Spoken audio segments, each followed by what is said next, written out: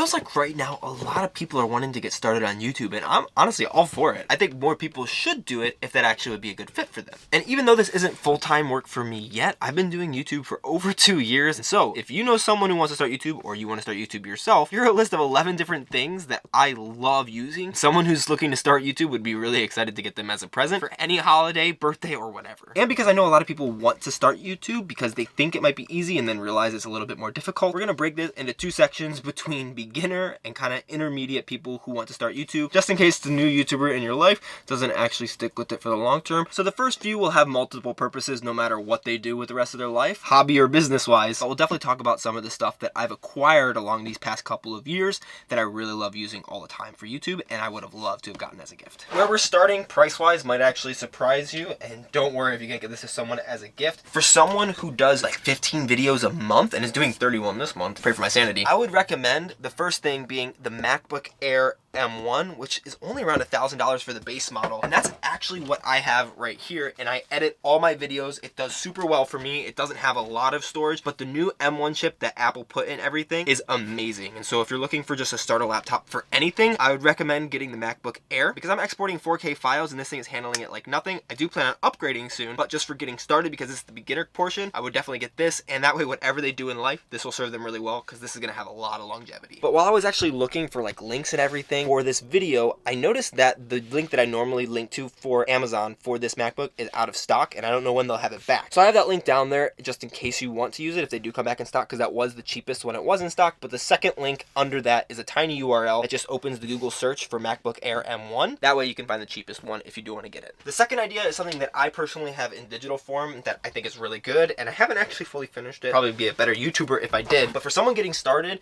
getting the YouTube Formula book for $17 would be perfect. There are hundreds of dollar courses, but just getting that $17 book, just based on what I've read of it, based on what I've heard, will be more than enough to give people a really good understanding of what YouTube is, how to get views, how to get clicks, and it's not a massive financial investment, so that if YouTube isn't something they end up doing long term, hopefully they just learn a lot about business, and you won't have to worry about having wasted a lot of money, because for $17, that's a perfect gift for someone who wants to get started on YouTube. I'm not affiliated with it in any way, except for the affiliate link, I guess. But I'm not like paid to say anything. Real quick, going back to the first gift, the only problem with this MacBook is that there's only 1 port for your headphones and then only 2 USB-C Thunderbolt 3 ports. And because of that, if you get this, you're gonna need the third gift. And so for $35, I got a new dongle, which is pretty awesome. It's not crazy priced for what this is, and it does a lot. This fits into this one slot right here. That way I don't need to use the other one, so I can continue charging. Or what's important for me is I use an external monitor, so I can use my external monitor in that other one. But this has so many awesome ports. It has 2 USB type A ports. It has a USB-C here. This, I honestly don't know what that does. I think that tells you if it's charging or something, because on this side, this USB type C also, can you read that down there? You see that lightning bolt? That's because you can actually charge your laptop through this. So if this is connected to my external monitor, and this has an external hard drive or is SD or something, I can still be charging my laptop even through a dongle, which is crazy. And then it also has the SD, micro SD, and HDMI. So if you just need a dongle, I'd recommend getting this one. It'll at least save you 1 port, and it does a lot for only $35. I've not been disappointed. The fourth is something that I personally don't have or use, and that's a lot because of the type of content that I make, and I've been able to get around without it, but it could be really useful for someone who's getting started on YouTube, and that is a lavalier mic. There's a pack of 2 of them for $45 that I linked, because I personally had bought one that was like $15 that was complete trash. This one seems to have really good reviews, and it's 2 of them for $45, and the one that's only 1 of them is only $40. The other reason that I say that this lav mic is really good is because you don't actually need a camera like the one I'm shooting on right now if you're getting started on YouTube. I have another channel that I just started with my wife called The Story Travelers, I'll link over here,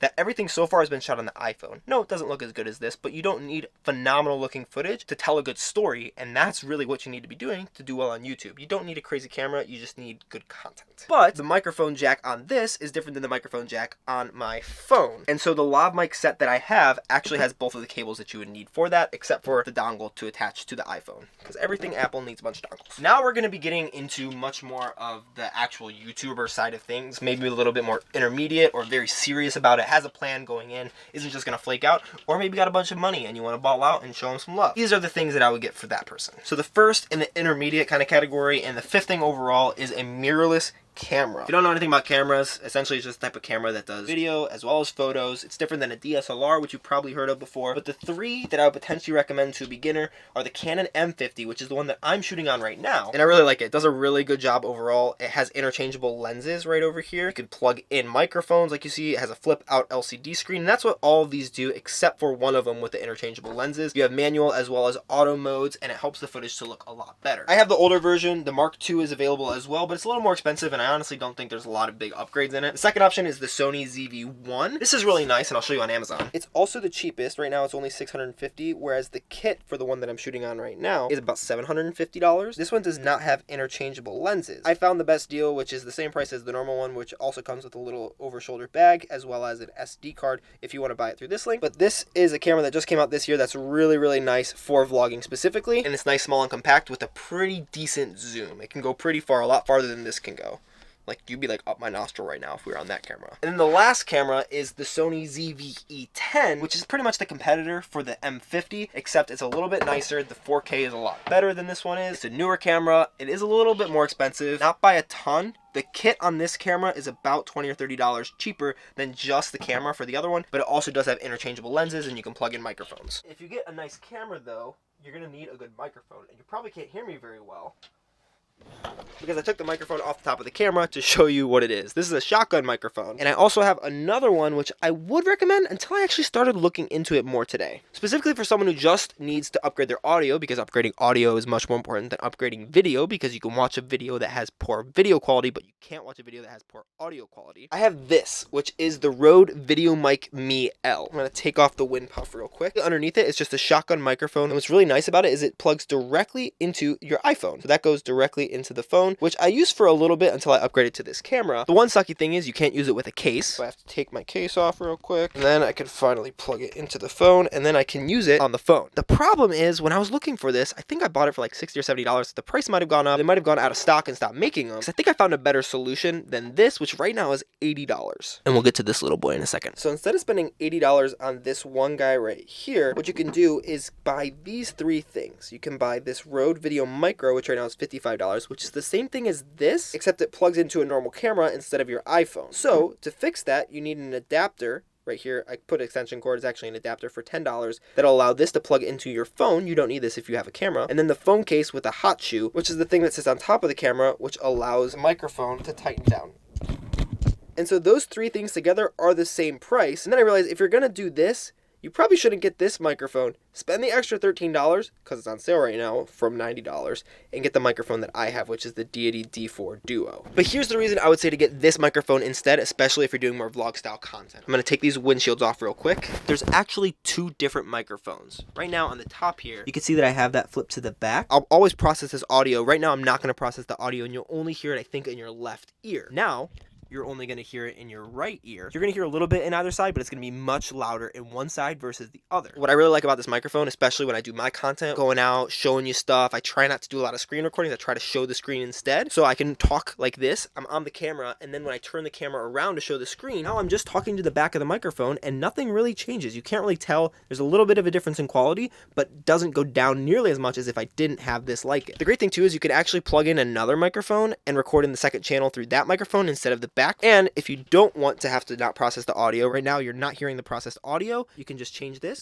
flick it forward, and now you should be hearing audio on both sides of your headphones or whatever speakers you're using. But I'm going to switch it back because that's how I always record stuff, and this is going to be very confusing for me in the edit. But this is a really good microphone. I would definitely recommend this as your shotgun microphone if you're starting out, especially when you have two people and one of them is recording the other. And I know that could be a little confusing, but I'll have everything linked down below to help you out just in case you need. Also, I think that was 6, but I put 7 down. So the next thing is also going to require that I take apart my whole setup here, so we're going to have to sit down. Number 7 is, oh jeez, I'm a mess. Number 7 is the Joby Gorilla Pod, and I also put the PGY Tech Mantis Pod because that's what I want to get here soon. But I'm really happy so far with the Gorilla Pod. This is my second one. But what's really nice about the Gorilla Pod is you can make it fit anywhere. So I can get shots pointing down at me. I can just open one of these cabinets up, hook this into the cabinets, and I can get a shot straight down, which you've probably seen on my channel before. You can put this anywhere and make sure that it's level, and it folds down really nice and easily, and this ball head allows you to make really minute adjustments, which I really like. This right now I think is on sale, and I've seen it on sale for a very long time for around $40 instead of $80 like it normally is, but it's been on sale for like months I've seen. The second one, the PGY Tech Mantis Pod, I'll show you on Amazon real quick. I really like it, but it's $150. It essentially has this little thing on the back that you're able to like latch onto something like the GorillaPod would, and that way you can hang it off of pretty much anything, and then it breaks down really simply into being a handheld thing, so you can hold your camera out to vlog, because this is a little bit cumbersome, kind of making everything come together and then getting the correct angle, and then it's thick in your hand, and it works, but it's a little bit of a pain. But all in all, this is a really good thing, the Joby GorillaPod 3K with the ball head. For number 8, I don't know how to classify the price on it, and I don't really know exactly how you go about doing this. You probably have to talk to them and like give it as kind of a bigger gift, because it's a subscription either to Adobe or buying Final Cut Pro. Basically, both of these are editing softwares or editing suites. Final Cut Pro is just the editing software, which is $300 just for Apple products, so like Mac. I have the Adobe subscription, which is $30 a month. You can get it for $30 or $55 depending on whether you're a student or not, or whether you get it on a sale. So it's like $360 per year, but you get Premiere Pro to edit videos, After Effects to do video effects, Photoshop, Lightroom to edit photos, thumbnails and stuff. I personally prefer Adobe, but I've never used Final Cut. That's something that you could get for them, and if they have it and they just complain about editing or aren't like the best at editing and they want to get better,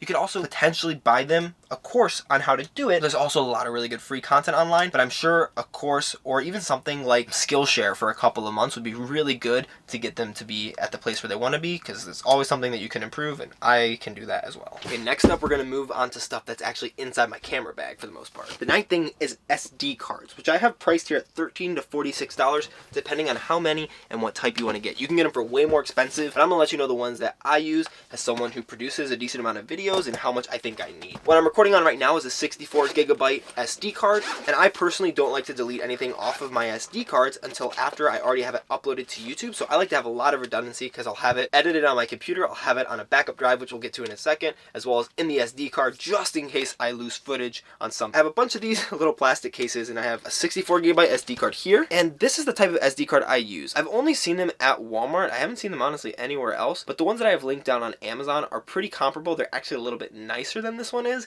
and I think a little bit cheaper than what Walmart's prices are. But I have I have a 32 gigabyte just from when I first got started right here, and then the Big Daddy 128 gigabyte one that I had to buy after I ran out of footage because I wasn't editing stuff very fast. I almost never have to take this out of my camera, but I filled out my footage too much because I've been shooting a lot of videos for this month. I personally would like to have 256 gigabytes of SD cards, whether that's two 128 gigs, 128 gig, and 264s or 464s. I think that's kind of the sweet spot and the perfect amount to make sure that you can shoot, not have to delete, and still have enough to always be able to shoot more content while still producing stuff. So I have a 64 and 128 gig linked below. The 128 is a little bit cheaper per gig than the 64 is, but I do like the versatility of having a bunch of 64 gigabyte cards. All right, number 10. It's getting a little bit fun. It's getting a little technical. I haven't been able to talk about this with a lot of people, so I'm excited. The number 10 is hard drives. And this is something that you might need if you get the same laptop that I have. You will need hard drives for sure, but even just for editing, because the internal solid state drive on that computer is very fast, and I always prefer to edit off of that. But I do have a backup. Inside here I have two hard drives, very different sizes and very different purposes. The first hard drive that I have, which I have linked down below, it's $88. It's actually gone way down in price since I bought it. It was like $120 when I bought it. It's the SanDisk SSD Pro 500 gigabyte hard drive. This is what I use to edit when I can't edit off of my own hard drive because it's too full. There's not much of a difference between this and that, but I always just prefer to edit in there, and so I try to keep this pretty empty, even though right now it's really filling up. The thing that I do fill up, which I'm actually gonna probably need to get a new one soon, but after 2 years of footage, I still have plenty of room left. It's this guy.